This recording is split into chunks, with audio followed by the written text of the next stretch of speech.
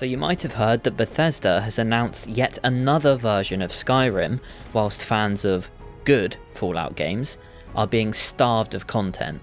Where are the Fallout 3 and New Vegas remasters? In our dreams, and staying there. Also, now that Bethesda has confirmed that Starfield is an Xbox exclusive, my channel is basically dead and has no future. So I really would appreciate it if you sub to the channel to make sure you don't miss any future videos about only Skyrim and Fallout for the rest of my life. I would also love you forever if you followed me on Twitch.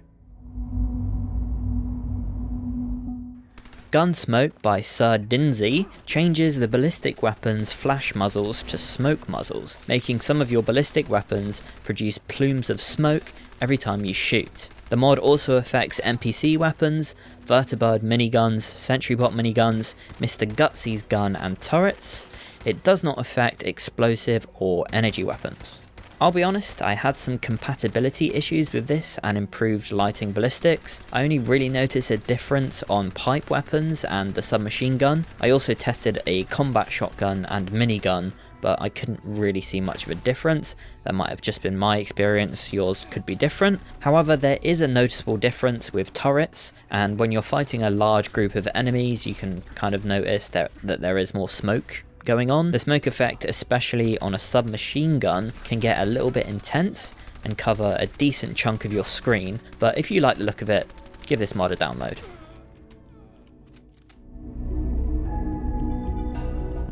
FOTC, Little Rick and Jack Dimworth's R&D by 3 Lyric is a brand new quest and exploration mod. Not something we see very often at all for Fallout 4, especially on PlayStation.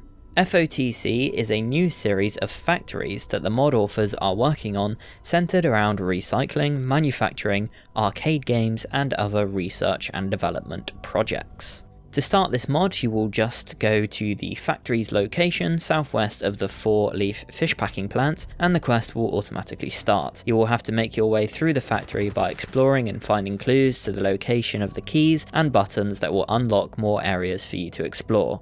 One of the best things about this mod though is the Nuke-Arcade style games it adds, which are genuinely really impressive, and I'm not quite sure how they were able to make these work for PS4. Why bother trying to spend hours finding your kidnapped son when you can just chill in an abandoned factory and play arcade games all day? The full feature list for the mod is 3 new short quests, Fusion Core Recharger, soup up your power armor with the Physionucleic and Nucleostrictive Autoplater, that was easy for me to say, full scrapping plant to scrap all of your junk into raw scrap, 3 new completely custom arcade style games, Plinko, Ball Toss, and Token of Luck. You can earn currency from the above games and pick prizes from the 3 themed prize terminals, and you can fully utilise an entirely new fully functional settlement complete with scrapping features.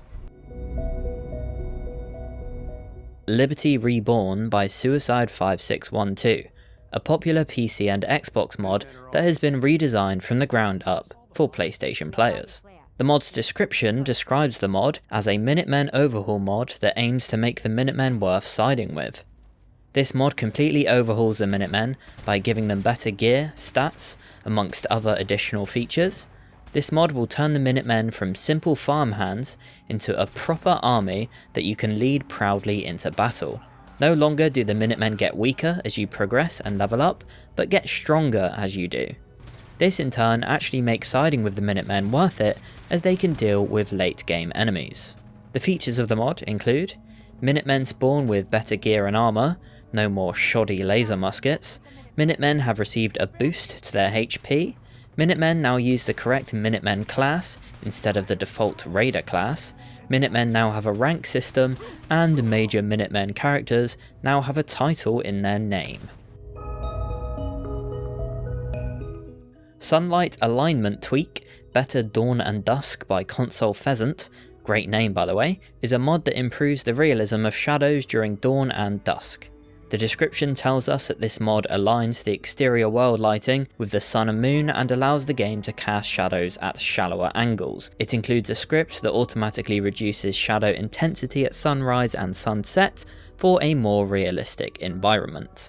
This mod essentially does for Fallout 4 what dynamic volumetric lighting and sun shadows by True Draconis and Lonely Kitsune did for Skyrim SSE.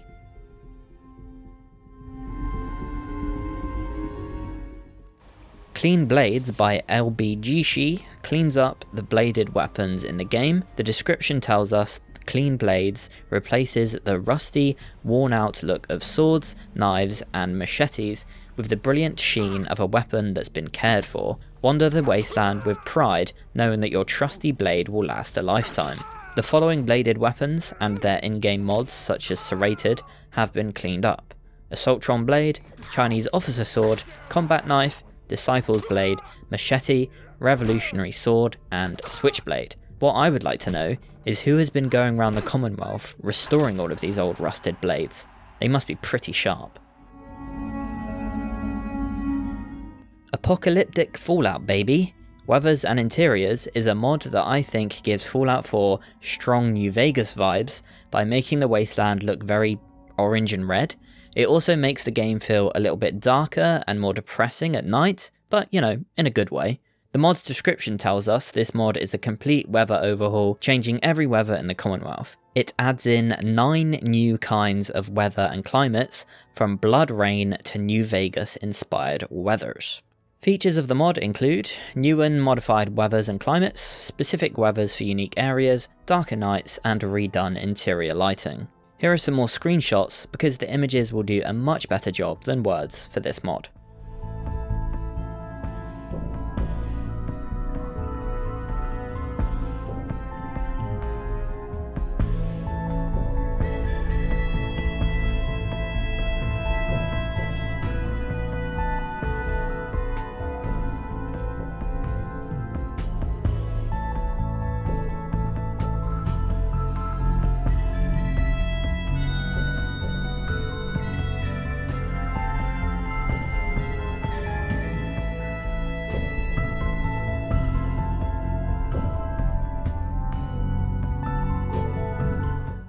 No Respawn's Taffington Boathouse is another great settlement mod by No Respawns that pretty much just tidies up Taffington Boathouse in a way that is almost impossible to do within the vanilla settlement workshop system, giving you a nice base to work on Taffington Boathouse, or you can pretty much just keep it like this.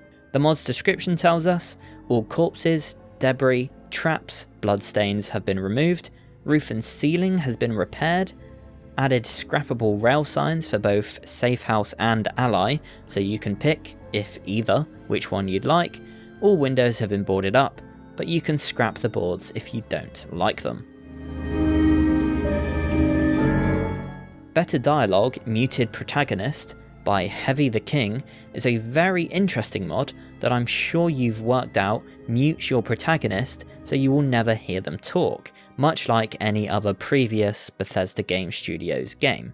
This is such a fantastic utility for those that want to roleplay very specific characters who do not match the 2 voice options you are given in Fallout 4. It's even useful for anyone that just straight up doesn't like the protagonist's voice acting. The mod's features are: the player's dialogue camera is permanently placed on the target NPC, like Fallout 3 and New Vegas. The player is mute now, just like the old games. The target NPC will give you more time to read the dialogue, and any NPC will no longer randomly speak to you unless you are in talking distance away from them. Created. We need to destroy them before they can destroy us. I mean, we eliminate all Brotherhood forces in the Commonwealth.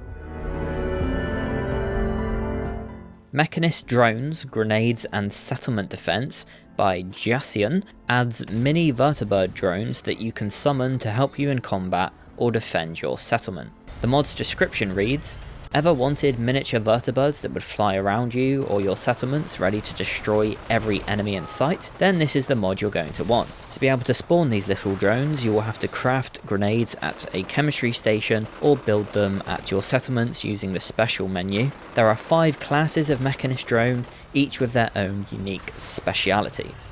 I like to imagine that there are mini pilots sat in there as well, with really high-pitched voices that you can't hear, shouting obscenities as they fly around killing raiders. Return to Prewar Sanctuary by Raven Stuff adds a big door opposite the Red Rocket truck stop that will take you back to Prewar Sanctuary.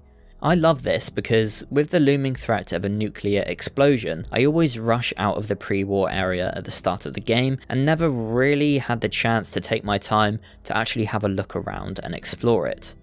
It definitely made me feel like it would be cool if in future Fallout games we could spend a little bit more time in pre-war Fallout. I don't mean I want a full game set pre-war, no, that would be awful, but maybe a couple of small quests would be quite fun. This mod is possibly a bit of a gimmick that doesn't really add anything useful to the game, and is the sort of mod that you would probably download once, try it out for fun, then delete it, but if you've ever wanted to just have a look around Prewar Sanctuary, this is the mod for you. As always, the mods I mentioned in this video are linked in the description, so if you're having any issues trying to find them in the search menu, because I know it can be an absolute pain, trust me, I know. If you enjoyed the video or think you're going to use any of the mods, make sure you leave it a like and subscribe to the channel so you don't miss the next one. And like I said before, if you follow me on Twitch, I'll love you forever. Cheers for watching, I'll speak to you soon.